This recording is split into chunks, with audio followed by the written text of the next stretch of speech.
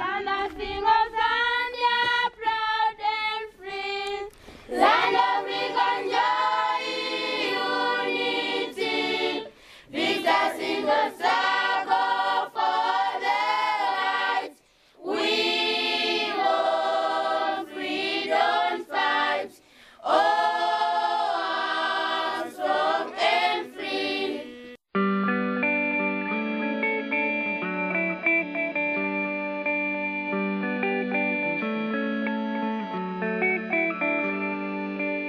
Having never been to Zambia before, I was really struck by the beauty of the place. It's such a beautiful country. It's obviously desperately, desperately poor, but the people have to be the nicest people I think I've ever met on the African continent.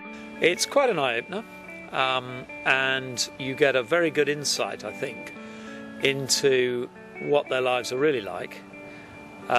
Great thing about being on a bike is it really does give you an opportunity to see a huge amount of what the country's like, what the people are like, what they're up to. You can stop, you can chat to them. They're very friendly people. They give you plenty of opportunity to talk to them. Very, very rarely do you find that they want anything in exchange. They just want to know who you are, what we were doing, why we were there. Very, very warming, very, very friendly. Just saying hello every time we walk past. Hi, how are you? I think that's the first 3 words which they learn in the English language over there. It was quite interesting how they greeted you, because if you said hello, they would invariably reply very well, thank you. They couldn't distinguish between hello and how are you. They regarded the two as interchangeable. They were all so friendly. Whenever we cycled past anywhere, they would come out from the fields, come out of the bush, come out of their houses and wave to us and say hello, hello. I felt like the Queen all the time. One of the best bits of the trip for me was when we stopped without much notice at one of the rural community schools, and the whole school came out and sang the Zambian national anthem in their own language, the Tonga language, and it was just amazing. We'd all been cycling and we all had our sunglasses on because I think there were a few sort of misty eyes, but it was just amazing, and I couldn't imagine that happening here, really, that you'd just get a whole school to come out with such pride and to sing so fantastically. It was amazing.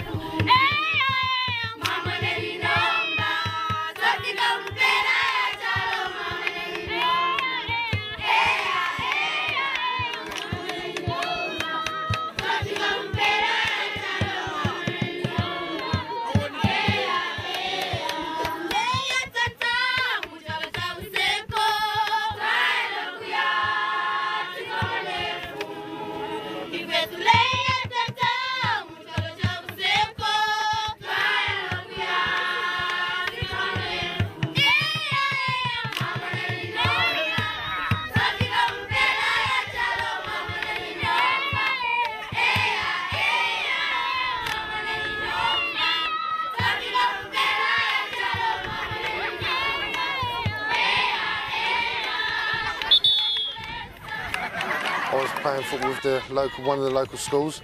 They came out, and just to see their faces brought so much joy with just a leather football. It was amazing.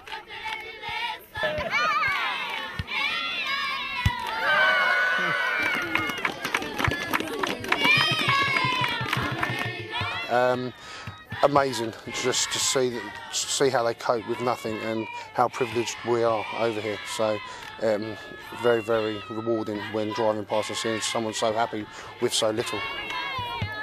Because the other thing that struck me was how little it takes to make a huge difference there, because they have so little. You have these incredibly rural communities that are living sort of 10 kilometres away from the nearest school, 10, maybe 15 kilometres away from the nearest clean water. And actually for sort of £1,000 you can build a borehole, for £5,000 you can build a school block. It's actually not that much money, and that I found quite heartening, really, that the money that I raised was going to make such a difference. On the last day we visited another of the African Revival projects, one of the schools that we support, and the children there did a fabulous display for us. There's a dance that the girls do, which is when they reach the age of puberty. It's quite interesting to watch actually. We should all go out to a nightclub and practice it. One Zambia, one nation, one Zambia, one nation, one Zambia,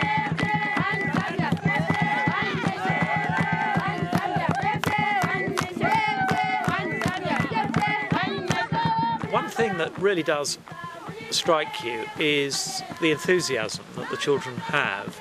They give you the impression, they genuinely do give you the impression that they're keen about what they're doing, that they want to learn. It's just great to go into the classrooms, to see the enthusiasm on their faces.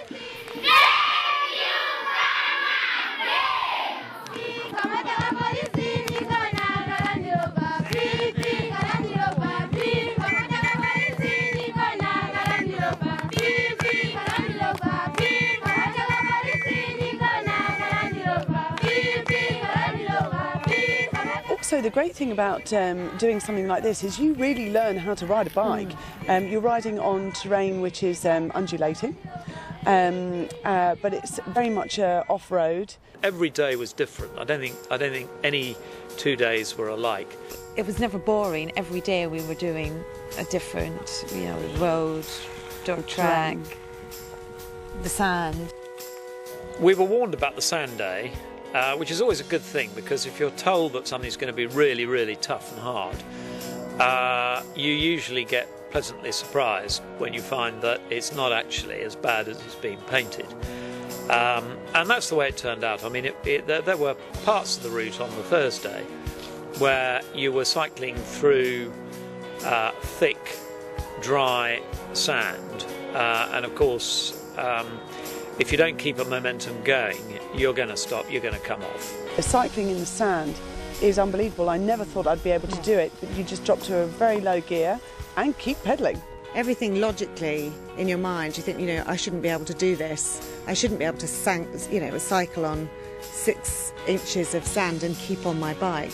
But it's amazing. If you're in the right gear and you get your legs right, you can keep going, and I loved it. I certainly came off. I don't think anybody managed to actually get through the day without some incident. In fact, the whole trip there were only 3 accidents, I think, of any significant note. Everyone managed to complete it without any major injuries, apart from 1 or 2 scrapes and scratches and a broken arm.